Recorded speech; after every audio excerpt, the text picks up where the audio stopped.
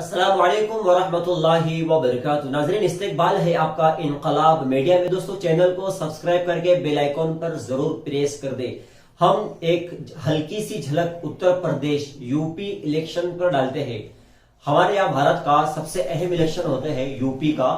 पूरे मुल्क की निगाहें उत्तर प्रदेश पर टिकी हुई है कि अब 10 मार्च को क्या होगा, क्योंकि फैसला तो बता रहा है कि दो लोगों में कड़ा फैसला है।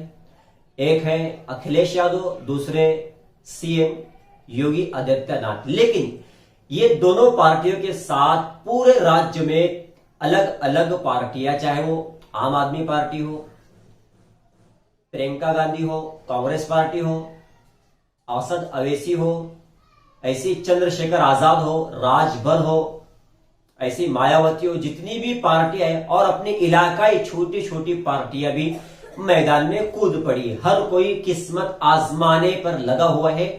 और जाहिर बात है, सीएम तो नहीं बन सकते, लेकिन किसी तरीके से सरकार बनाने में हमारी मदद हो जाए, एक ओहदा मिल जाए। लेकिन जितनी भी सेकुलर पार्टियां, उनकी कोशिश है कि बीजेपी की हार हो, चाहे प्रियंका गांधी आ जाए, अखिलेश यादव आ जाए, कोई भी आ जाए, मायावती आ जाए, लेकिन बीजेपी नहीं आना चाहिए। लेकिन इसके बाद भी पार्टियां आपस में तालमेल जमाने को तैयार नहीं।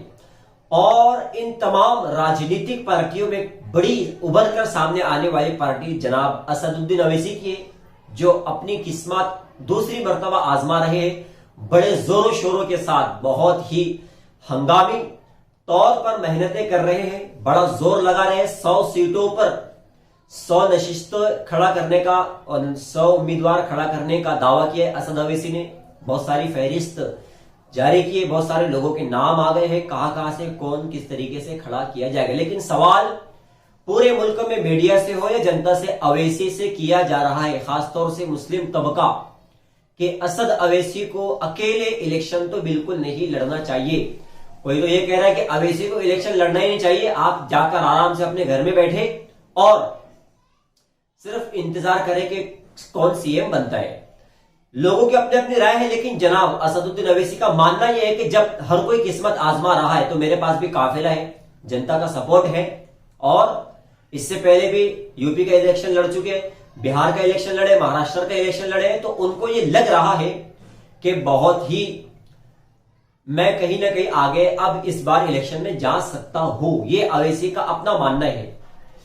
हो सकता है कि कई जगहों पर बीजेपी को फायदा पहुंच जाए, लेकिन ये जरूरी नहीं कि अवैसी बीजेपी को फायदा पहुंचाए।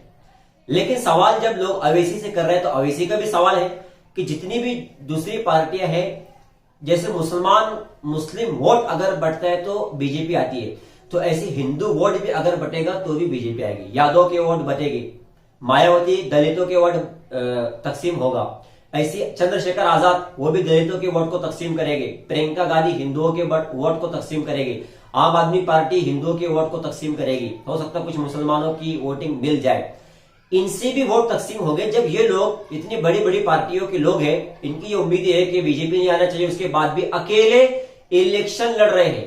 भाई आप भी समझौता करो, आप भी समझो, अवैसी को समझाओ, तो अवैसी की बात को भी समझो। हर कोई अगर ये समझेगा कि हम सिर्फ अवैसी को समझा सकते, तो अवैसी इतना नादान तो है ही नहीं कि आपकी बात को समझ जाए। उसके अंदर एक कला है, हुनर है, माहिर है, काहिर है, बड़ा आदमी है, उसके अंदर ये सलाहियत है कि वो आपको समझा सके।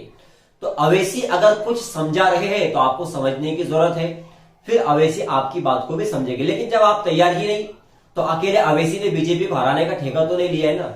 अगर बीजेपी को हराना है तो आम आदमी पार्टी को भी मानना पड़ेगा, प्रियंका गांधी को भी मानना पड़ेगा, मायावती को भी मानना पड़ेगा, चंद्रशेखर आजाद को भी मानना पड़ेगा, राजभर को भी मानना पड़ेगा।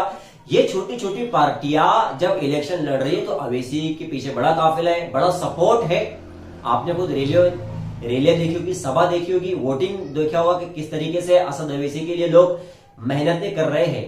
एक नई पार्टी है, एक अच्छा चेहरा है, बैरिस्टर है, अच्छी कला है, अच्छे माहिर है, अच्छे बोलते हैं और हुकूमत को आईना दिखाते हैं। हुकूमत की मक्कारी, मीडिया की मक्कारी, सबको सामने लाते हैं और कैसे निजाम सिस्टम चलेगा उसकी बड़ी बात करते हैं। संविधान के दायरे में रहकर हर बात अपनी करते हैं। तो ये अवैसी का अपनी एक काम है। ऐसी आप देखो कि अखिलेश यादव की बहू, मुलायम सिंह यादव की बहू, वो जो है तो बीजेपी में शामिल हो गई। अखिलेश यादव ने बधाई दी और मुलायम सिंह यादव ने आशीर्वाद दिया कि आशीर्वाद है। तो यादव फैमिली अपनी फैमिली के अपने घर के लोगों को समझा नहीं सके तो जनता को कैसे समझा सकेगा, और उनको फिर क्या हक बनता है कि आप अवैसी को समझाए।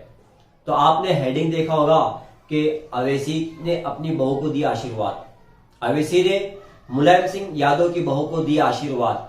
तो ये इसलिए कि ताकि लोग देखें कि वाकई में क्या हो रहा है ना, वरना अवैसी के ताल्लुक से एक बड़ी बहस चलती है सोशल मीडिया पर। कोई उनका फोटो उठाकर जो है तो वहां से मुलायम सिंह यादव का फोटो हटाकर उनका फोटो लगाता है और उनके बाजू में बैठे हुए आरएसएस के सरबराह उनके मोहन भागवत, उनके बाजू में अवैसी का फोटो कि देखो अवैसी क्या कर रहे हैं। तो अवैसी को बदनाम करने की साजिशें चल रही है। अवैसी की अपनी एक पार्टी, अपना एक नाम है, वो अपने अंदाज से काम कर रहे, थोड़े उनको समझने की जरूरत है। लेकिन जो छोटी छोटी पार्टियां लड़ रही है उनको भी जरूरत है कि वो समझे और उसके बाद फिर मैदान में कदम रखे, तो शायद बीजेपी हारेगी, वरना फिर वही होगा जो सालों से होता चला आ रहा है। यूपी का सत्यानाश पिछले कई सालों से हो रहा है, इस बार भी शायद हो सकता है।